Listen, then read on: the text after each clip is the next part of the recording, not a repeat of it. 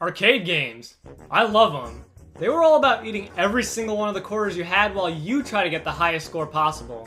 Back in the day, these quarter munching games were extremely common as they were some of the most popular games on home consoles.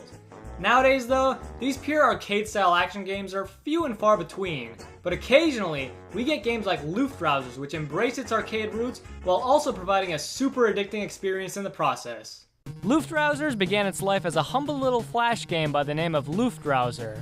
Notice the lack of an S at the end? That's important. Luftrausers is all about flying planes, but in the original Flash version, you only had a single plane available to you. That's all changed in the sequel, but I'll talk a little bit more about that later. As I mentioned, Luftrausers is all about flying, but like any arcade-style game, it only really has a few different mechanics. You can either thrust, stall, shoot, change directions, or use a combination of the four. Utilizing these core mechanics, your goal is to try and destroy as many opposing enemy units as you can without dying.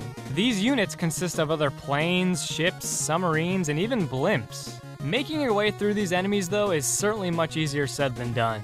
The longer you last, the more enemies will spawn, and the more enemies there are on screen, the more bullets you'll have to dodge. More enemies on screen also means a chance for a higher score, especially if you build up a huge combo while you're at it.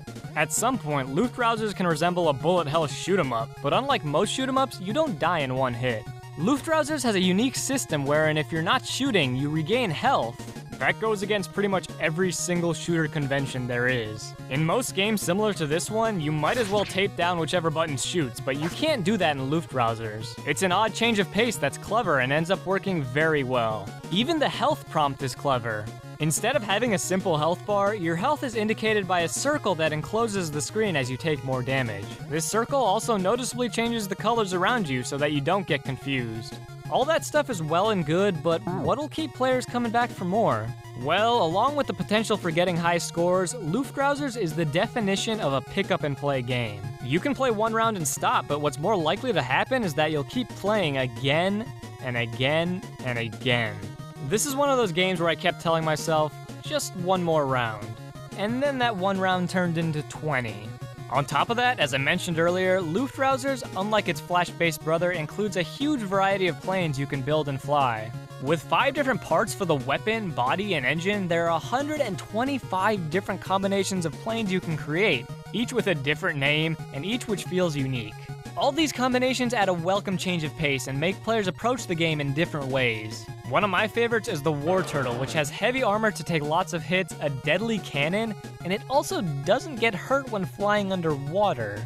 Because planes can apparently fly underwater. And even if all that wasn't enough, there are multiple missions for each part that can be completed to unlock insane color palettes and more. You might even unlock some new modes without ever noticing. If you hear that noise when you start a new game, oh man, you fucked up. Once you finish a certain number of missions, you'll unlock SFMT mode, and it's absolutely bonkers. I have no idea what SFMT stands for, but I'm just gonna have to assume it's short for super fucking maniacal bullshit. Except I'm kind of okay at it. Seriously though, this mode is ridiculous, and really is what I would call bullet hell. Don't say I didn't warn you. Luftrausers is an absolute blast to play, but even with all the things it does exceptionally well, I have a few nitpicks that I think would have made the game even that much better. First of all, while there are tons of different combinations of planes you can create, a couple of parts are fairly useless. The nuke body, for example, creates a nuclear explosion once you die, dealing massive damage to the surrounding enemies. You'd think this might earn you at least a few more points after death, but in fact, it doesn't do anything. The only thing the nuke body is really good for is completing some of the more challenging missions. After that, it's pretty much just junk. The other parts that I think need some balancing are the Gungeon and the missiles. The Gungeon is an engine that shoots bullets whenever you're thrusting. This may sound useful, but once you actually sit down and use it, you realize the lack of control and speed just isn't worth it. Meanwhile, the missiles home onto targets but are far too weak, so taking down enemies like the battleship is an absolute pain. The other problem I have is the scoring system. Each enemy has a base point level if you destroy them, but some point values just seem kind of off. The blimp is easily the toughest enemy to take down in the game, taking 5 or more cannon shots, and yet it still doesn't net you the most points. The battleship is also fairly difficult to destroy with its constant barrage of fire, but the point value is so low that it's almost not even worth sinking it. Like I said though, these are nitpicks and shouldn't take away from all the other great things Luftrausers does. Take the controls for example. One of the best aspects of Luftrausers is just how good flying your plane feels. You have precise control over everything you do. In particular, the way you can just stall whenever you want feels wonderful. The visuals are also pleasing to look at with its cool retro vibe, as long as you're not using one of the hideous color palettes available. Like, seriously, some of them are just plain ugly. Also, this guy scares me.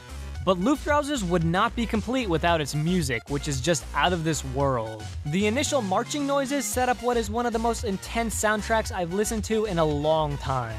It's not just one song either. While the basic structures of the songs are the same, it dynamically changes based on which plane you're using. That means there are 125 different tracks in the game, each sounding a bit different from the other. It's just fantastic. Vlambeer knocked it out of the park with Luftrausers. It's one of the most addicting games I've played in a long time, and it scratches my arcade game itch perfectly. With just a few little tweaks here and there, the game could have been almost flawless. As it stands though, Luftrausers is still a fantastic experience that I think anyone should pick up if they have the means to play it. Personally, I recommend the Vita version, for all 10 of you.